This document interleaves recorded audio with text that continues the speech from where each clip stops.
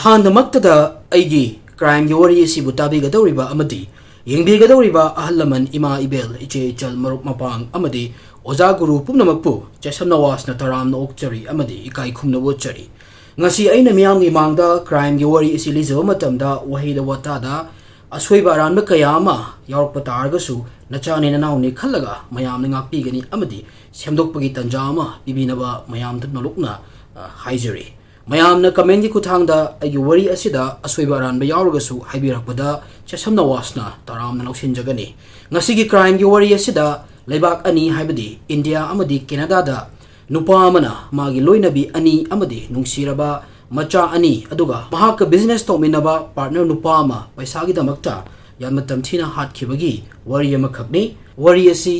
Cereal ꯀꯤꯂꯔꯒꯤ ꯃꯇꯥꯡꯗꯅꯤ ꯍꯥꯏꯕ ꯇꯥꯔꯦ ꯍꯧꯖꯤꯛꯇꯤ ꯃꯌꯥꯝ ꯋꯥꯔꯤ ꯑꯁꯤꯗ ꯄꯨꯟꯅ ꯃꯥꯏ ꯑꯣꯟꯁꯤꯜꯂꯁꯤ ꯂꯧꯕꯤꯔꯁꯤ ꯉꯁꯤꯒꯤ ꯀ꯭ꯔꯥꯏꯝꯒꯤ ꯋꯥꯔꯤ 1983ꯒꯤ ꯃꯇꯝꯁꯤꯗ ꯄꯟꯖꯥꯕꯇ ꯄ꯭ꯔꯚꯦꯁ ꯀꯧꯔ ꯀꯧꯕꯤ ꯅꯍꯥ ꯑꯣꯏꯔꯤꯕꯤ ꯅꯨꯄꯤ ꯑꯃꯈꯛ ꯂꯩꯔꯝꯃꯤ ꯃꯍꯥꯛ ꯂꯥꯏꯔꯤꯛ ꯂꯥꯏꯁꯨꯒꯤ ꯂꯝꯗ ꯍꯩꯊꯣꯏ ꯁꯤꯡꯊꯣꯏꯕ ꯑꯃꯗꯤ ꯏꯪꯂꯤꯁꯀꯤ ꯂꯣꯜ ꯑꯁꯦ ꯐꯖꯅ ꯈꯪꯕꯒꯤꯗꯃꯛꯇ ꯃꯌꯥꯝꯅ ꯃꯥꯕꯨ ꯄꯥꯝꯅꯔꯝꯃꯤ ꯑꯃꯗꯤ ꯁꯛꯈꯪ ꯃꯥꯏꯈꯪꯅꯔꯝꯃꯤ ꯌꯥꯝꯅ ꯉꯜꯂꯤꯀꯥꯟ ꯃꯇꯝꯗꯒꯤ ꯄ꯭ꯔꯚꯦꯁ ꯀꯧꯔ ꯑꯣꯖꯥ ꯑꯣꯏꯕꯁꯦ ꯌꯥꯝꯅ ꯄꯥꯝꯖꯔꯝꯃꯤ ꯃꯍꯥꯛꯅ ꯀꯣꯂꯦꯖ ꯇꯝꯃꯤꯀꯥꯟꯒꯤ ꯃꯇꯝꯗꯒꯤ ꯌꯥꯝꯅ ꯆꯦꯠꯅ ꯃꯍꯥꯛꯀꯤ ꯐ꯭ꯌꯨꯆꯔ ꯑꯁꯦ ꯑꯣꯖꯥ ꯑꯣꯏꯒꯅꯤ ꯍꯥꯏꯅ ꯈꯟꯖꯔꯝꯃꯤ ꯑꯣꯖꯥ ꯑꯣꯏꯕꯁꯦ ꯄ꯭ꯔꯚꯦꯁ ꯀꯧꯔꯅ ꯁꯤꯟꯐꯝ ꯑꯃꯅꯤ ꯍꯥꯏꯅ ꯈꯜꯂꯝꯗꯦ ꯃꯍꯥꯛꯀꯤꯗꯤ ꯄꯦꯁꯟ ꯑꯃꯅꯤ ꯍꯥꯏꯅ ꯈꯜꯂꯝꯃꯤ ꯑꯗꯨꯕꯨ ꯄꯨꯟꯁꯤꯒꯤ ꯂꯝꯕꯤꯗꯤ ꯄ꯭ꯔꯚꯦꯁ ꯀꯧꯔꯅ ꯈꯟꯖꯔꯤꯕ ꯄ꯭ꯂꯥꯟꯒꯤ ꯃꯇꯨꯡ ꯏꯟꯅ ꯑꯣꯏꯔꯝꯗꯦ ꯃꯍꯥꯛꯀꯤꯗꯃꯛ ꯃꯄꯥꯅ ꯇꯣꯉꯥꯟꯕ ꯄ꯭ꯂꯥꯟ ꯑꯃ ꯇꯧꯔꯒ ꯂꯩꯔꯝꯃꯤ ꯃꯆꯥꯅꯨꯄꯤꯅ ꯈꯟꯖꯔꯤꯕ ꯑꯗꯨꯕꯨ ꯁꯄꯣꯔꯠ ꯇꯧꯕꯒꯤ ꯃꯍꯨꯠꯇ ꯄ꯭ꯔꯚꯦꯁ ꯀꯧꯔ ꯀꯦꯅꯗꯥꯗ ꯂꯩꯕ ꯁꯤꯛ ꯐꯦꯃꯤꯂꯤ ꯑꯃꯒꯤ ꯅꯨꯄꯥ ꯑꯃꯒ ꯂꯨꯍꯣꯡꯅꯕ ꯁꯦꯝ ꯁꯥꯔꯝꯃꯤ ꯅꯨꯄꯥ ꯑꯗꯨ ꯌꯦꯡꯕꯗ ꯐꯖꯅ ꯁꯦꯇꯜ ꯇꯧꯔꯒ ꯂꯩꯕ ꯃꯤ ꯃꯥꯟꯕꯅ ꯃꯔꯝ ꯑꯣꯏꯔꯒ ꯃꯄꯥꯅ ꯃꯆꯥꯅꯨꯄꯤꯕꯨ ꯃꯉꯣꯟꯗ ꯊꯥꯖꯕ ꯇꯥꯔꯒꯗꯤ ꯃꯥꯒꯤ ꯇꯨꯡꯒꯤ ꯄꯨꯟꯁꯤ ꯅꯨꯡꯉꯥꯏꯅ ꯂꯩꯒꯅꯤ ꯈꯟꯖꯔꯝꯃꯤ ꯄ꯭ꯔꯚꯦꯁ ꯀꯧꯔ ꯃꯥꯒꯤ ꯃꯄꯥꯅ ꯂꯧꯔꯤꯕ ꯗꯤꯁꯤꯖꯟꯁꯤꯅ ꯃꯔꯝ ꯑꯣꯏꯔꯒ ꯊꯃꯣꯏ ꯀꯥꯏꯔꯝꯃꯤ ꯑꯣꯖꯥ ꯑꯣꯏꯕꯅ ꯃꯥꯒꯤ ꯑꯆꯧꯕ ꯃꯪꯂꯥꯟ ꯑꯃꯅꯤ ꯑꯃꯗꯤ ꯂꯨꯍꯣꯡꯕꯒꯤ ꯃꯇꯥꯡꯁꯤꯃꯗꯤ ꯃꯥ ꯊꯣꯏꯗꯣꯛꯅ ꯈꯜꯂꯨꯗꯦ ꯄ꯭ꯔꯚꯦꯁ ꯃꯄꯥꯒꯤ ꯃꯥꯌꯣꯛꯇ ꯂꯦꯞꯄ ꯉꯝꯗꯕꯅ ꯃꯔꯝ ꯑꯣꯏꯔꯒ ꯌꯥꯅꯤꯡꯗ ꯂꯨꯍꯣꯡꯂꯝꯃꯤ ꯃꯥꯒꯤ ꯅꯨꯄꯥꯒ ꯂꯣꯏꯅꯅ ꯂꯨꯍꯣꯡꯂꯕ ꯃꯇꯨꯡꯗ ꯀꯦꯅꯗꯥꯗ ꯂꯥꯛꯂꯝꯃꯤ ꯑꯍꯥꯟꯕꯗꯗꯤ ꯃꯥꯒꯤ ꯅꯨꯄꯥꯅ ꯃꯥꯕꯨ ꯂꯨꯅ ꯆꯥꯅ ꯅꯨꯡꯁꯤꯅ ꯇꯧꯕꯤꯕꯒꯤ ꯑꯅꯧꯕ ꯄꯨꯟꯁꯤꯒꯤ ꯈꯣꯡꯆꯠꯁꯤꯗ ꯑꯁꯥ ꯈꯔꯗꯤ ꯂꯩꯔꯝꯃꯤ ꯑꯃꯗꯤ ꯄ꯭ꯔꯚꯦꯁ ꯀꯧꯔ ꯑꯅꯧꯕ ꯃꯐꯝ ꯑꯅꯧꯕ ꯃꯤꯑꯣꯏꯁꯤꯡ ꯑꯗꯨꯒ ꯑꯦꯗꯖꯁꯠ ꯇꯧꯅꯅꯕ ꯌꯥꯝꯅ ꯀꯟꯅ ꯍꯣꯠꯅꯔꯝꯃꯤ ꯑꯗꯨꯝ ꯑꯣꯏꯅꯃꯛ ꯌꯥꯝꯅ ꯊꯨꯅ ꯃꯥꯒꯤ ꯅꯨꯄꯥꯒꯤ ꯑꯁꯦꯡꯕ ꯀꯦꯔꯦꯛꯇꯔ ꯃꯄꯥꯟ ꯊꯣꯛꯂꯛꯄ ꯍꯧꯔꯝꯃꯤ ꯃꯥꯒꯤ ꯅꯨꯄꯥꯅ ꯊꯕꯛ ꯁꯨꯔꯒ ꯄꯩꯁꯥ ꯇꯥꯅꯕ ꯃꯥꯕꯨ ꯌꯥꯝꯅ ꯀꯟꯅ ꯄ꯭ꯔꯦꯁꯔ ꯇꯧꯕ ꯍꯧꯔꯛꯂꯝꯃꯤ ꯃꯁꯤꯗꯒꯤ ꯄ꯭ꯔꯚꯦꯁ ꯀꯧꯔꯅ ꯃꯥꯒꯤ ꯄꯨꯟꯁꯤꯗ ꯑꯃꯨꯛꯇ ꯈꯜꯂꯨꯗꯕ ꯃꯁꯔꯨꯝꯒꯤ ꯐꯥꯔꯝ ꯑꯃꯗ ꯊꯕꯛ ꯁꯨꯕ ꯍꯧꯔꯝꯃꯤ 1985ꯒꯤ ꯖꯨꯂꯥꯏꯒꯤ ꯇꯥꯡ 10ꯗ ꯄ꯭ꯔꯚꯦꯁ ꯀꯧꯔ ꯃꯆꯥꯅꯨꯄꯤ ꯍꯔꯖꯤꯠ ꯄꯣꯛꯂꯝꯃꯤ ꯃꯁꯤꯅ ꯃꯥꯒꯤ ꯄꯨꯟꯁꯤꯗ ꯁꯥꯟꯇꯤ ꯈꯔ ꯄꯨꯔꯛꯀꯗ꯭ꯔꯥ ꯈꯜꯂꯝꯃꯤ ꯑꯗꯨꯕꯨ ꯃꯆꯥꯅꯨꯄꯤ ꯄꯣꯛꯄ ꯊꯥ 6 ꯂꯩꯕꯒ ꯃꯥꯒꯤ ꯅꯨꯄꯥꯅ ꯑꯃꯨꯛ ꯍꯟꯅ ꯐꯦꯛꯇꯔꯤꯒꯤ ꯊꯕꯛ ꯁꯨꯅꯕ ꯄ꯭ꯔꯦꯁꯔ ꯇꯧꯔꯛꯂꯝꯃꯤ ꯃꯁꯤꯒꯤ ꯃꯔꯛꯁꯤꯗ ꯄ꯭ꯔꯚꯦꯁ ꯀꯧꯔ ꯑꯃꯨꯛ ꯍꯜꯂꯒ ꯄ꯭ꯔꯦꯒꯅꯦꯟ ꯑꯣꯏꯔꯝꯃꯤ ꯄ꯭ꯔꯦꯒꯅꯦꯟ ꯑꯣꯏꯅ ꯐꯦꯛꯇꯔꯤꯗ ꯊꯕꯛ ꯑꯗꯨꯝ ꯁꯨꯔꯝꯃꯤ 1988ꯇ ꯄ꯭ꯔꯚꯦꯁ ꯃꯆꯥꯅꯨꯄꯤ ꯑꯃꯒ ꯑꯃꯨꯛ ꯐꯪꯖꯔꯝꯃꯤ ꯃꯥꯒꯤ ꯅꯨꯄꯥꯗꯒꯤ ꯃꯤꯅꯨꯡꯁꯤ ꯈꯔꯒ ꯂꯣꯏꯅꯅ ꯄ꯭ꯔꯚꯦꯁꯀꯤ ꯄꯨꯟꯁꯤ ꯌꯥꯝꯅ ꯅꯨꯡꯉꯥꯏꯅ ꯍꯤꯡꯕ ꯑꯣꯏꯔꯝꯗꯦ ꯏꯇꯠ ꯇꯠꯇꯅ ꯃꯥꯒꯤ ꯅꯨꯄꯥꯒ ꯈꯠꯅ ꯆꯩꯅꯕ ꯇꯧꯕꯒꯤ ꯄ꯭ꯔꯚꯦꯁꯀꯤ ꯏꯃꯨꯡ ꯁꯥꯟꯇꯤ ꯂꯩꯔꯝꯗꯦ ꯃꯈꯣꯏ ꯑꯅꯤꯒꯤ ꯃꯔꯩ ꯇꯧꯅꯕꯁꯦ ꯅꯣꯡꯃꯗꯤ ꯃꯥꯒꯤ ꯅꯨꯄꯥꯅ ꯑꯁꯥꯎꯕ ꯐꯥꯊꯕ ꯉꯝꯗꯕꯅ ꯃꯔꯝ ꯑꯣꯏꯔꯒ ꯄ꯭ꯔꯚꯦꯁꯇ ꯈꯨꯠ ꯊꯥꯔꯝꯃꯤ ꯊꯧꯗꯣꯛ ꯑꯁꯤꯅ ꯄ꯭ꯔꯚꯦꯁ ꯀꯧꯔꯒꯤ ꯊꯃꯣꯏ ꯌꯥꯝꯅ ꯀꯥꯏꯍꯜꯂꯝꯃꯤ ꯑꯃꯗꯤ ꯌꯥꯝꯅ ꯊꯧꯅꯥ ꯐꯅ ꯄ꯭ꯔꯚꯦꯁꯅ ꯄꯨꯂꯤꯁꯇ ꯆꯠꯂꯒ ꯃꯥꯒꯤ ꯅꯨꯄꯥꯒꯤ ꯃꯊꯛꯇ ꯀꯝꯄ꯭ꯂꯦꯟ ꯇꯧꯔꯝꯃꯤ ꯃꯍꯥꯛꯀꯤ ꯀꯝꯄ꯭ꯂꯦꯟ ꯑꯁꯦ ꯄꯨꯂꯤꯁꯅ ꯁꯤꯔꯤꯌꯁ ꯑꯣꯏꯅ ꯂꯧꯔꯝꯃꯤ ꯑꯃꯗꯤ ꯗꯣꯃꯦꯁꯇꯤꯛ ꯚꯥꯏꯑꯣꯂꯦꯟꯁꯀꯤ ꯆꯥꯔꯖꯇ ꯃꯥꯒꯤ ꯅꯨꯄꯥ ꯅꯨꯃꯤꯠ ꯈꯔꯅꯤꯒꯤ ꯖꯦꯜꯗ ꯊꯝꯂꯝꯃꯤ ꯖꯦꯜꯗꯒꯤ ꯊꯣꯔꯛꯂꯒ ꯄ꯭ꯔꯚꯦꯁꯀꯤ ꯅꯨꯄꯥꯒꯤ ꯂꯝꯆꯠꯇ ꯑꯍꯣꯡꯕ ꯈꯔ ꯂꯥꯛꯂꯝꯃꯤ ꯃꯇꯩ ꯃꯅꯥꯎ ꯑꯅꯤꯒꯤ ꯃꯔꯛꯇ ꯂꯩꯅꯔꯤꯕ ꯅꯨꯡꯉꯥꯏꯇꯕꯁꯤꯡ ꯑꯗꯣ ꯂꯥꯞꯊꯣꯛꯈꯤꯅꯕ ꯄ꯭ꯔꯚꯦꯁꯄꯨ ꯌꯥꯝꯅ ꯅꯨꯡꯁꯤꯅ ꯂꯨꯅ ꯇꯧꯔꯝꯃꯤ ꯃꯇꯧ ꯑꯁꯨꯝꯅ ꯄ꯭ꯔꯚꯦꯁꯀꯤ ꯄꯨꯟꯁꯤꯗ ꯁꯥꯟꯇꯤ ꯈꯔꯗꯤ ꯐꯪꯂꯝꯃꯤ ꯑꯗꯨꯕꯨ ꯌꯥꯝꯅ ꯀꯨꯏꯅꯗꯤ ꯆꯠꯂꯝꯗꯦ ꯏꯈꯪ ꯈꯪꯍꯧꯗꯅ ꯄ꯭ꯔꯚꯦꯁꯀꯤ ꯍꯦꯜꯊ ꯀꯟꯗꯤꯁꯟꯗ ꯀꯩꯒꯨꯝꯕ ꯈꯔ ꯇꯧꯔꯛꯂꯝꯃꯤ ꯃꯍꯥꯛꯀꯤ ꯃꯁꯥ ꯄꯨꯝꯕ ꯂꯣꯏꯅ ꯅꯥꯕ ꯐꯥꯎꯔꯝꯃꯤ ꯗꯣꯛꯇꯔꯅꯁꯨ ꯃꯁꯤꯒꯤ ꯃꯇꯥꯡꯗ ꯑꯦꯛꯁꯄ꯭ꯂꯦꯟ ꯇꯧꯕ ꯉꯝꯂꯝꯗꯦ ꯃꯁꯤꯒꯤꯁꯨ ꯃꯊꯛꯇ ꯃꯍꯥꯛꯀꯤ ꯃꯀꯣꯛ ꯌꯥꯝꯅ ꯀꯟꯅ ꯁꯨꯛꯂꯦꯞ ꯂꯦꯞꯇꯅ ꯆꯤꯛꯂꯝꯃꯤ ꯃꯍꯥꯛꯀꯤ ꯑꯅꯥꯕꯁꯤꯇꯕꯨ ꯐꯔꯗꯤ ꯍꯥꯏꯗꯅ ꯄ꯭ꯔꯚꯦꯁ ꯀꯧꯔꯅ ꯄꯦꯟ ꯀꯤꯂꯔ ꯀꯌꯥ ꯑꯃ ꯆꯥꯔꯝꯃꯤ ꯑꯗꯨꯕꯨ ꯃꯁꯥꯗ ꯐꯥꯎꯔꯤꯕ ꯑꯅꯥꯕꯗꯨꯗꯤ ꯏꯐ ꯐꯒꯠꯂꯝꯗꯦ ꯑꯅꯥꯕ ꯈꯥꯡꯅꯕ ꯍꯣꯠꯅꯕꯗ ꯃꯍꯥꯛ ꯑꯃꯨꯛ ꯀꯞꯄ ꯑꯃꯨꯛ ꯂꯥꯎꯕ ꯇꯧꯔꯒ ꯂꯩꯔꯝꯃꯤ ꯃꯁꯤꯒꯤ ꯃꯇꯨꯡ ꯅꯣꯡꯃ ꯏꯈꯪ ꯈꯪꯍꯧꯗꯅ ꯄ꯭ꯔꯚꯦꯁꯀꯤ ꯃꯌꯥ ꯑꯣꯔ ꯁ꯭ꯄꯥꯏꯟꯗ ꯃꯩꯅ ꯆꯤꯡꯕꯒꯤ ꯇꯥꯏꯞꯇ ꯌꯥꯝꯅ ꯀꯟꯕ ꯁꯥꯐꯨ ꯑꯃ ꯐꯥꯎꯔꯛꯂꯝꯃꯤ ꯃꯁꯤꯅ ꯃꯍꯥꯛ ꯈꯥꯡꯕ ꯉꯝꯗꯕꯗꯒꯤ ꯃꯍꯥꯛꯀꯤ ꯃꯁꯥ ꯄꯨꯝꯕ ꯊꯦꯛꯇꯣꯛꯔꯛꯂꯝꯃꯤ ꯃꯃꯥꯒꯤ ꯃꯇꯧꯁꯤ ꯎꯕꯗ ꯃꯆꯥꯅꯨꯄꯤꯅ ꯌꯨꯝꯂꯣꯟꯅꯕꯗ ꯂꯩꯕ ꯃꯤꯑꯣꯏꯁꯤꯡ ꯀꯧꯔꯛꯂꯝꯃꯤ ꯃꯈꯣꯏ ꯃꯌꯥꯝꯁꯨ ꯄ꯭ꯔꯕꯦꯁꯀꯤ ꯑꯣꯏꯔꯝꯂꯤꯕ ꯃꯑꯣꯡꯗꯨꯗ ꯑꯉꯛꯄ ꯑꯃ ꯐꯥꯎꯔꯝꯃꯤ ꯁꯨꯃꯥꯏꯅ ꯇꯧꯕ ꯃꯈꯣꯏ ꯃꯌꯥꯝꯁꯨ ꯃꯃꯥꯡꯗ ꯑꯃꯨꯛꯇ ꯎꯈꯤꯗ꯭ꯔꯤ ꯄꯥꯎ ꯑꯁꯤ ꯃꯥꯒꯤ ꯅꯨꯄꯥꯗ ꯌꯧꯈꯤꯔꯝꯃꯤ ꯑꯃꯗꯤ ꯄ꯭ꯔꯕꯦꯁꯄꯨ ꯍꯣꯁꯄꯤꯇꯥꯜꯗ ꯌꯥꯝꯅ ꯊꯨꯅ ꯄꯨꯈꯠꯂꯝꯃꯤ ꯗꯣꯛꯇꯔꯒꯤ ꯇꯤꯝ ꯑꯃꯅ ꯄ꯭ꯔꯕꯦꯁꯄꯨ ꯂꯥꯏꯐ ꯁꯄꯣꯔꯠ ꯄꯤꯔꯝꯃꯤ ꯑꯃꯗꯤ ꯃꯥꯒꯤ ꯂꯩꯅꯥ ꯂꯥꯌꯣꯡꯁꯦ ꯈꯪꯗꯣꯛꯅꯕ ꯇꯦꯁ ꯃꯈꯜ ꯃꯈꯜ ꯇꯧꯔꯒ ꯌꯦꯡꯂꯝꯃꯤ ꯑꯗꯨꯕꯨ ꯀꯩꯒꯨꯝꯕ ꯀ꯭ꯂꯨ ꯑꯃ ꯐꯥꯎꯕ ꯈꯪꯂꯝꯗꯦ ꯅꯨꯃꯤꯠ ꯍꯨꯝꯅꯤ ꯍꯣꯁꯄꯤꯇꯥꯜꯗ ꯂꯩꯈꯠꯅꯔꯕ ꯃꯇꯨꯡꯗ ꯐꯦꯕ꯭ꯔꯨꯋꯥꯔꯤꯒꯤ ꯇꯥꯡ 3ꯗ ꯄ꯭ꯔꯕꯦꯁ ꯀꯣꯔ ꯀꯟꯕ ꯉꯝꯗꯅ ꯁꯤꯔꯝꯃꯤ ꯄ꯭ꯔꯕꯦꯁꯅ ꯏꯈꯪ ꯈꯪꯍꯧꯗꯅ ꯂꯩꯈꯤꯗꯕ ꯑꯁꯤꯗ ꯏꯃꯨꯡ ꯑꯅꯤꯃꯛꯀꯤ ꯃꯤꯑꯣꯏꯁꯤꯡ ꯑꯋꯥꯕ ꯑꯣꯏꯔꯝꯃꯤ ꯃꯥꯒꯤ ꯍꯁꯕꯦꯟꯒꯤ ꯔꯤꯂꯦꯇꯤꯚꯁꯤꯡ ꯁꯨꯃꯥꯏꯅ ꯄ꯭ꯔꯕꯦꯁꯅ ꯌꯥꯝꯅ ꯊꯨꯅ ꯂꯩꯈꯤꯗꯕ ꯑꯁꯤꯗ ꯃꯈꯣꯏꯁꯨ ꯒ꯭ꯌꯥꯟ ꯑꯃ ꯃꯥꯡꯂꯝꯃꯤ ꯃꯥꯒꯤ ꯅꯨꯄꯥꯗ ꯊꯧꯗꯣꯛꯁꯤꯒꯤ ꯃꯇꯥꯡꯗ ꯍꯪꯕ ꯃꯇꯝꯗ ꯄ꯭ꯔꯕꯦꯁ ꯃꯀꯣꯛ ꯆꯤꯛꯄꯒꯤ ꯗꯣꯛꯇꯔꯅ ꯄꯤꯕ ꯍꯤꯗꯥꯛ ꯆꯥꯔꯒ ꯂꯩꯕꯅꯤ ꯍꯥꯏꯔꯝꯃꯤ ꯍꯤꯗꯥꯛ ꯑꯁꯤꯅ ꯃꯔꯝ ꯑꯣꯏꯔꯒ ꯃꯥꯒꯤ ꯌꯦꯡꯕꯗ ꯀꯤꯅꯤꯡꯉꯥꯏ ꯑꯣꯏꯔꯕ ꯁꯤꯝꯇꯣꯝꯁꯦ ꯂꯥꯛꯄ ꯑꯣꯏꯔꯝꯒꯅꯤ ꯈꯜꯂꯤ ꯑꯃꯗꯤ ꯃꯁꯤꯅ ꯃꯔꯝ ꯑꯣꯏꯔꯒ ꯃꯥꯕꯨ ꯑꯁꯤꯕꯒꯤ ꯈꯌꯥꯠꯇ ꯇꯥꯍꯟꯈꯤꯕ ꯑꯣꯏꯔꯝꯒꯅꯤ ꯍꯥꯏꯅ ꯍꯥꯏꯔꯝꯃꯤ ꯍꯪꯕ ꯌꯥꯕ ꯋꯥꯍꯪ ꯑꯃꯗꯤ ꯑꯁꯦꯡꯕꯒꯤ ꯄ꯭ꯔꯕꯦꯁ ꯀꯣꯔꯒꯤ ꯃꯤꯁꯤ ꯑꯁꯦ ꯍꯤꯗꯥꯛꯇꯨꯅ ꯃꯔꯝ ꯑꯣꯏꯔꯤꯕ꯭ꯔꯥ ꯅꯠꯇ꯭ꯔꯒꯅ ꯃꯅꯨꯡꯗ ꯑꯇꯣꯞꯄ ꯋꯥꯔꯤ ꯂꯩꯕ꯭ꯔꯥ ꯍꯥꯏꯕꯁꯤꯅꯤ ꯃꯌꯥꯝꯁꯦ ꯈꯪꯅꯕ ꯑꯃꯨꯛ ꯃꯈꯥ ꯇꯥꯕ ꯋꯥꯔꯤꯗ ꯃꯥꯏ ꯑꯣꯟꯁꯜꯂꯁꯤ ꯄ꯭ꯔꯕꯦꯁ ꯀꯣꯔꯅ ꯂꯩꯈꯤꯗ꯭ꯔꯕ ꯃꯇꯨꯡ ꯆꯍꯤ ꯑꯃ ꯃꯈꯥꯏ ꯂꯩꯔꯒ 1988ꯀꯤ ꯖꯨꯟꯒꯤ ꯇꯥꯡ 12 ꯍꯥꯃꯤꯜꯇꯟ ꯍꯥꯏꯔꯤꯕ ꯃꯐꯝꯁꯤꯗ ꯔꯟꯖꯤꯠ ꯁꯤꯡ ꯈꯦꯂꯥ ꯃꯥꯒꯤ ꯅꯨꯄꯤ ꯂꯛꯋꯤꯟꯗꯔ ꯀꯣꯔꯒ ꯌꯥꯝꯅ ꯅꯨꯡꯉꯥꯏꯅ ꯂꯩꯔꯝꯃꯤ ꯃꯇꯝꯁꯦ ꯑꯇꯣꯞꯄ ꯅꯨꯃꯤꯠꯁꯤꯡꯒꯤ ꯃꯇꯧꯒꯨꯝ ꯅꯨꯃꯤꯗꯥꯡ ꯋꯥꯏꯔꯝꯒꯤ ꯃꯇꯝꯅꯤ ꯂꯛꯋꯤꯟꯗꯔ ꯅꯨꯃꯤꯗꯥꯡꯒꯤ ꯆꯥꯛ ꯏꯟꯖꯥꯡ ꯊꯣꯡꯕ ꯂꯣꯏꯁꯤꯜꯂꯒ ꯀꯣꯜ ꯂꯤꯛ ꯂꯣꯏꯁꯤꯜꯂꯝꯃꯤ ꯔꯟꯖꯤꯠ ꯂꯤꯚꯤꯡ ꯔꯨꯝꯗ ꯌꯥꯝꯅ ꯒ꯭ꯌꯥꯟ ꯇꯥꯅ ꯁꯣꯐꯥꯗ ꯐꯝꯂꯒ ꯇꯤꯚꯤ ꯌꯦꯡꯂꯒ ꯂꯩꯔꯝꯃꯤ ꯏꯈꯪ ꯈꯪꯍꯧꯗꯅ ꯌꯥꯝꯅ ꯀꯟꯅ ꯂꯥꯎꯔꯛꯄ ꯈꯣꯟꯖꯦꯜ ꯑꯃꯅ ꯌꯨꯝ ꯑꯁꯤꯒꯤ ꯃꯅꯨꯡꯁꯦ ꯅꯤꯜꯍꯜꯂꯝꯃꯤ ꯂꯛꯋꯤꯟꯗꯔ ꯀꯤꯆꯟꯗꯒꯤ ꯂꯤꯚꯤꯡ ꯔꯨꯝ ꯇꯝꯅ ꯆꯦꯜꯂꯛꯂꯝꯃꯤ ꯂꯛꯋꯤꯟꯗꯔ ꯀꯤꯕꯅ ꯃꯥꯒꯤ ꯊꯃꯣꯏꯒꯤ ꯃꯤꯍꯨꯜ ꯑꯗꯣ ꯌꯥꯝꯅ ꯀꯟꯅ ꯆꯣꯡꯂꯝꯃꯤ ꯑꯃꯗꯤ ꯃꯥꯒꯤ ꯃꯤꯠꯃꯥꯡꯗ ꯎꯔꯤꯕ ꯐꯤꯕꯝꯗꯨꯅ ꯃꯁꯥ ꯑꯗꯨ ꯄꯥꯈꯠꯄꯅ ꯃꯆꯤ ꯂꯦꯡꯕ ꯉꯝꯍꯜꯂꯝꯗꯦ ꯔꯟꯖꯤꯠꯀꯤ ꯃꯁꯥ ꯑꯗꯣ ꯌꯥꯝꯅ ꯑꯉꯛꯄ ꯃꯑꯣꯡ ꯑꯃꯗ ꯀꯣꯟꯁꯤꯜꯂꯝꯃꯤ ꯃꯃꯥꯏꯗꯨꯁꯨ ꯑꯅꯥꯕ ꯈꯥꯡꯕꯅ ꯃꯔꯝ ꯑꯣꯏꯔꯒ ꯐꯩꯗꯣꯛꯂꯝꯃꯤ ꯃꯥꯒꯤ ꯃꯈꯨꯠ ꯃꯈꯣꯡ ꯌꯥꯝꯅ ꯀꯟꯅ ꯂꯦꯡꯉꯝꯃꯤ ꯃꯗꯨ ꯌꯦꯡꯕꯗ ꯑꯩꯈꯣꯏꯒꯤ ꯃꯤꯠꯅ ꯎꯕ ꯉꯝꯗꯕ ꯄꯣꯠꯁꯛ ꯑꯃꯒ ꯈꯠꯅꯕꯒꯤ ꯃꯑꯣꯡꯅꯤ ꯑꯅꯥꯕ ꯈꯥꯡꯕꯒꯤ ꯂꯥꯎꯕꯅ ꯌꯨꯝ ꯃꯅꯨꯡ ꯑꯗꯣ ꯄꯨꯝꯅꯤꯜ ꯅꯤꯜꯂꯝꯃꯤ ꯃꯁꯤꯅ ꯂꯛꯋꯤꯟꯗꯔ ꯀꯣꯔ ꯑꯃꯨꯛ ꯍꯦꯟꯅ ꯀꯤꯍꯜꯂꯝꯃꯤ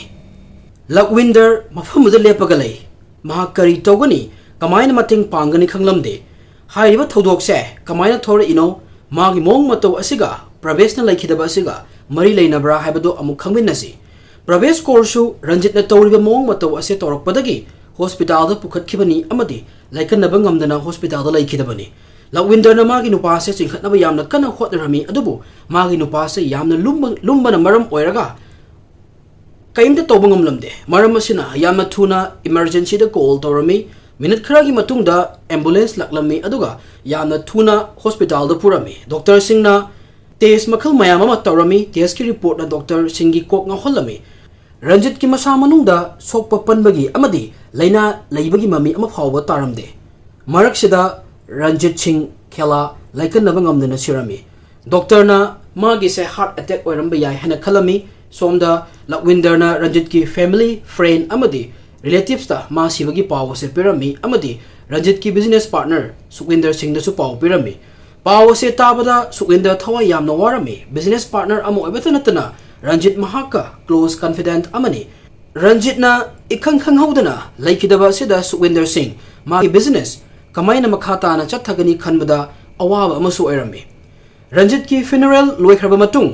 ꯂꯩꯍꯧꯔꯤꯕ ꯃꯤꯑꯣꯏꯁꯤꯡꯗꯤ ꯍꯤꯡꯗ ꯌꯥꯗꯕꯅꯤꯅ ꯇꯞꯅ ꯇꯞꯅ ꯃꯥꯒꯤ ꯃꯊꯧꯗ ꯃꯥꯏ ꯑꯣꯟꯁꯤꯟꯅꯕ ꯍꯧꯔꯝꯃꯤ ꯔꯟꯖꯤꯠꯀꯤ ꯇ꯭ꯔꯁꯇꯦꯗ ꯄꯥꯔꯠꯅꯔ ꯁꯨꯛꯋꯤꯟꯗꯔ ꯁꯤꯡ ꯔꯟꯖꯤꯠ ꯂꯩꯇ꯭ꯔꯕ ꯃꯇꯨꯡꯗ ꯃꯈꯣꯏ ꯑꯅꯤꯒꯤ ꯕꯤꯖꯤꯅꯦꯁꯀꯤ ꯃꯦꯅꯦꯖꯃꯦꯟꯠ ꯄꯨꯝꯅꯃꯛ ꯃꯍꯥꯛꯅ ꯇꯧꯔꯝꯃꯤ ꯁꯨꯛꯋꯤꯟꯗꯔꯅ ꯕꯤꯖꯤꯅꯦꯁ ꯑꯁꯦ ꯄꯥꯏꯕ ꯍꯧꯔꯛꯄꯒ ꯃꯃꯥꯡꯗ ꯃꯥꯅ ꯈꯪꯗꯕ ꯔꯟꯖꯤꯠ ꯑꯃꯗꯤ ꯃꯥꯒꯤ ꯄ꯭ꯔꯣꯐꯦꯁꯅꯦꯜ ꯂꯥꯏꯐꯇ ꯂꯩꯅꯔꯤꯕ ꯃꯔꯤꯗ ꯀꯩꯒꯨꯝꯕ ꯈꯔ ꯃꯥꯡꯗ ꯊꯣꯛꯂꯛꯂꯝꯃꯤ ꯔꯟꯖꯤꯠ ꯑꯃꯗꯤ ꯁꯨꯛꯋꯤꯟꯗꯔ ꯑꯅꯤꯅ ꯄꯨꯜꯂꯒ $2,2,00,000ꯒꯤ ꯂꯥꯏꯐ ꯏꯟꯁꯨꯔꯦꯟꯁ ꯑꯃ ꯌꯥꯎꯔꯝꯃꯤ ꯃꯁꯤꯒꯤ ꯏꯟꯁꯨꯔꯦꯟꯁꯁꯤꯒꯤ ꯇꯣꯉꯥꯟꯕ ꯔꯨꯜ ꯑꯃ ꯂꯩꯔꯝꯃꯤ ꯃꯗꯨꯗꯤ ꯏꯟꯁꯨꯔꯦꯟꯁ ꯑꯁꯤꯕꯨ ꯌꯥꯎꯃꯤꯟꯅꯔꯤꯕ ꯃꯤꯑꯣꯏ ꯑꯅꯤꯒꯤ ꯃꯔꯛꯁꯤꯗ ꯀꯅꯥꯒꯨꯝꯕ ꯑꯃ ꯁꯤꯕ ꯇꯥꯔꯒꯗꯤ ꯏꯟꯁꯨꯔꯦꯟꯁꯀꯤ ꯄꯩꯁꯥ ꯑꯁꯦ ꯍꯤꯡꯍꯧꯔꯤꯕ ꯅꯨꯄꯥꯗꯨꯅ ꯐꯪꯒꯅꯤ ꯍꯥꯏꯕꯁꯤꯅꯤ ꯍꯥꯏꯔꯤꯕ ꯏꯟꯁꯨꯔꯦꯟꯁꯁꯦ ꯃꯣꯏ ꯑꯅꯤꯅ ꯄꯨꯜꯂꯒ ꯂꯥꯏꯕꯛ ꯊꯤꯕꯗꯒꯤ ꯃꯈꯣꯏ ꯑꯅꯤꯒꯤ ꯃꯔꯛꯇ ꯃꯤ ꯑꯃ ꯂꯩꯈꯤꯗꯕ ꯇꯥꯔꯒꯁꯨ ꯃꯈꯣꯏ ꯑꯅꯤꯒꯤ ꯕꯤꯖꯤꯅꯦꯁꯇ ꯐꯥꯏꯅꯥꯟꯁꯤꯌꯦꯜꯂꯤ ꯁꯣꯛꯇꯅꯕ ꯌꯥꯎꯈꯤꯕꯅꯤ ꯔꯟꯖꯤꯠꯅ ꯏꯈꯪ ꯈꯪꯍꯧꯗꯅ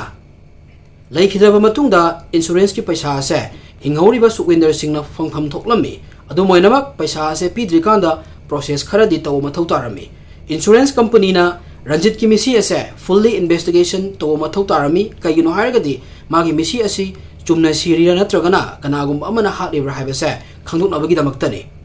case asigidamak insurance company dagi officer ama assign torami officer sigi mathausi ranjit matau karamna sikhi haibagi details loinamak examine tawbani amadi masigi matangda asengma achumba report ama sembani masigi report asi submit tawraba matungda approval oire hairakanda insurance company na $1,00,000 gi paisa se Sukhwinder Singh da kusin nakhidoini life insurance company gi investigator officer Cliff Elliot Hamilton da laiba Sukhwinder Singh gi mayumda life insurance claim verify to nabalaklame maki mathau amu oina insurance company gi documentsing section na yengba hawrami aduga irregularities ama fawba phanglamde laifam thokpa che sang loinamak suna yawrami signature gi award amata lairamde loinamak normal oirami adum oinamak officer Elliot na Sukhwinder Singh gi living room da famikanda da kaigumba amana magi mityeng se singchalame faklang da Guru Nanak ki picture ama fazana frame toraga yamna section na yan badu urami ahan ba mityeng da de Sikh family amagi yumda kaman oina laiba Guru Nanak ki picture amani khalami adubu picture asina Elliot ki wakalda kaigumba khara ningsing halaklami sahi ama khara henbagi mamangda Elliot na paikhiba case amagi matangda ningsing laklami case adudi Pravesh Kaur Kaubi nupi ama yamna thajadana laina layong masak khangdana laikhidabagi matangdani Elliot na insurance claim gi investigation gi family kansida uriba Guru Nanak ki picture siga chap manaba size chap manaba frame amadi chap manaba color Pravesh ki yumda thengna khibado ningsing laklami Sukhwinder Singh atei kana sunate Pravesh Kaur gi nupani matamduda Pravesh laikhidaba matung Sukhwinder Singh na insurance company dagi $1,00,000 gi paisa phangkhibani haujina amuk atop nupa ama amuk sibagi insurance phangnaba verify tawri khalubada officer Elliot ngai haktang matha sarami Elliot na miyoi ani siba ani sigi achoba insurance paisa miyoi amatuna phangba haibase ko incidents to ifam thokte haina khalame Elliot na yamna chingnaba phawrami amadi manungda kaigumba kharadi leire haina khalame maram asina magi wakhalda leiriba amadi mana magi findings mayamda Hamilton police ta share torami Elliot na matau karamna Sukhwinder Singh ga yamna close oiba miyoi ani chahi ama makhai gi manungda sikhibagi matang police ta explain torami amadi siriba miyoi sing ase atai kana sunate amana Sukhwinder Singh gi nupi Pravesh amana magi business partner Ranjit ni makhoi anima yamna angakpa mawongdani sikhibasi amadi case animakta Sukhwinder na yamna chawba insurance ki paisa phangmasina maram oiraga makhoi ani gi misida mahak chenaramgadra haina chingnarami police na kayuma kharadi leire khangbadagi Sukhwinder bu wahang pohang tawnaba kakhatlami matamsida police na phangliba information ase akoina amukta khaludaba ngaktani Pravesh amadi Ranjit ki misi sigi matungda makhata na thijanbada detective officer na makhoi anina sikhriba mawngsiga chap manana miyoi om amasu sikhre habase khangmagamlami masigi case ase yengshinnaba Hamilton police na detective officer ani assign torami detective ani asina na homna thokriba tawdoksing makoktagi yamna checkshinna yengba horami makoina case asigi matangda investigation taw matamda kaiguma normal oidaba khara thengnarami haukiba chahi khara sida Sukhwinder Singh India da yamna toina chakpase thengnarami aduga mana chaliba matamse mi siba matamsida ayamba oirami masina sumaram oiraga detective officer na mangonda chingnabase amuk halami asengba achumba khangnabagidamakta detective officer na India ki Punjab police ta paw phorklami Sukhwinder Singh na mamangda India da lakamatamda kai tawki haibase yamna munna hanjinna thinabagi detective India da lakno plan tawrami amadi Punjab police ka puna thabak tawrami Indian police ta contact tawro matungda Sukhwinder Singh magi nupi Pravesh Kaur laikhidaba matung hafta mapal lairaga Jalandhar gi manakta laiba khungang amadagi Sarabjit Kaur Barar ko nupi amaga amu lohnglami habase khangmangamlami lohnglaba matungda mahak Canada da halani hairami adubu mahak halamde amuk hanna atop nupi amaga amuk lohnglami mahak ki mamingna Khushwinder Preet Kaur korami mahak na hanjan lohongbagi maramdi nupi singdagi dawri mayam ama lawnabani Sukhwinder India amadi Canada da yamna toina chathok chasin tawrami mahakna nupi amadi moi imung manungdagi paisa gi advantage kayam lawrami yamna ngaklibadi mahak anira khaktamak lohonglamde masigi matungda su nupi kaya ama thirami lohongbagi matamda kaina oiriba imung sida Canada da luxurious life te layadabani haijalaga family dagi Dauri yamna lorami mahakna atay kaimta ude paisada main focus oirami. Police na investigation tawo matamda Sukhwinder Singhgi anisubu nupi sigi matangda yamna nungaitaba information khara fanglami. Anisubu nupi asina machanupa Phaibok ani fanglami mamingna government amadi Gorbinder adum oinamak makhoi animak pokla matung numit 20 subada sikirami. Maram hangma matamda anisubu nupi asina magi machanupa Phaibok ani se khangkhangawdana amukto ukhidiba mawongda masa nungairaklamde amadi laina layong se kaino khangdana adum kanmangamdana sikirami hairaklami. Angang anigi misi siga Sukhwinder gi ahanba nupi Pravesh Kaur amadi magi business partner Ranjit Singh gi khusi siga chap manarami. Police na makhata na thijallaba matungda Sukhwinder gi ahumsuba nupi Twinder Prit sisu yamna angakpa mong amada sikirami. Haiba khanglamni magi yimthangnaba singda hangbada mahakna sidrikan mamangda mukta udriba mawongda masado konsilakpa lengmana singba torome hairaklami. Singnaningai oiba mawongda sikhiba tarabasu magi imungna postmortem tawdana chatnabagi matung inna magi mathu mangam pangthokkirami. Chahi amaga tha 3 ki manungda miyoi manga sirakpa asida Sukhwinder yarongani haibagi chingnabase amuk hangalaklami. Investigator na angang Phaibok anigi mongpham adu amuk hana tawthoklami amadi makhoi anigi lemhoriba masasing ado Toronto Forensic Science Center da analysis tawnaba thakirami. Somdana amuk Sukhwinder gi ahanba nupi amadi magi business partner gi forensic report yenglami amadi makhoi animak yamna tamthiba potsak amana poison tawraga hatkibani habase khangmangamlammi. Poison sigi hawrakfam investigator na thiba matamda Sukhwinder na akhannaba upambi amagi maru sinaba thengnarami. Mahang upambi asigi maru ase tablet oina semami amadi health supplement natragana strength booster ni hairami. Masigi maikhum se uplaga Sukhwinder na pill asimagi business partner Ranjit tana health weakness leibadagi fanabani haidana pizarami aduga malupi Pravesh Kaur na masa nungaitriba adudagi fagalaknabani haidana pizarami. Masiga chop manaba mawongda Sukhwinder na magi anisuba nupida hairiba pill ado pokpata ngairiba macha aniduda mogi masa fana leinaba pisanaba pirami. Makhoina di hairiba pill ase poison ni khangdabanina Mcha Phaibok ani laikidaba oirabasu police ta FIR amata Sukhwinder gi mathakta file tawramde. Masiga chop manana Canadian authorities na Sukhwinder Singhgi mathakta legal action amata magi ahanba laikidaba nupi Pravesh Kaur amade magi business partner Ranjit ki misi tangda lokhatlamde. Mamai thangda Sukhwinder Singh law gi langda thurami 1997 da mahaki workshop tagi Canadian police authorities na farami amadi police ke akanba interrogation da Sukhwinder Singh na tawhiba crime sing haidoraklami. Yamna kuina court trial torwa matungda 2001 da mahakpu punchi chupa jail da leinaba fadok pirami. 2013 gi November 16 da Sukhwinder Singh hospital da akanaba ngamdana sirami. Report kharagi matung inna cancer na oiragani hairami aduga report kharagi matung inna di khanghauduna narakpadagi kanma ngamdana sikhibani hairami. Amabu oiro Sukhwinder Singh mahakna tawkhiba crime sing adugi damakta Canadian gi court na apunji chupagi saza di pirami adubu magi laibak thiba haigadra jail manungda lairikanda narakpadagi mahakpusu kanmangamdana hospital da laikre. Mahakna miyoi manga hatlibase paisa khakki damaktani ko makhata na investigation to matamda Sukhwinder Singh na Ranjit amadi Pravesh Kaur siro matungda dollar lakh mangagi insurance mahakna fangki haina pali adugi matungda amuk mahakna India da nupi mayam ama thiraga haiba nupi mayam sing adugi family dagi kogi mayangi lamdadi lohonga matamda nupi gi imung dagi nupa da paisa yamna pibagi chatna bisi laibana maram oiraga mahakna nupi mayam am thiraga nupi sing dagi paisa lauthokpani mana tawriba sika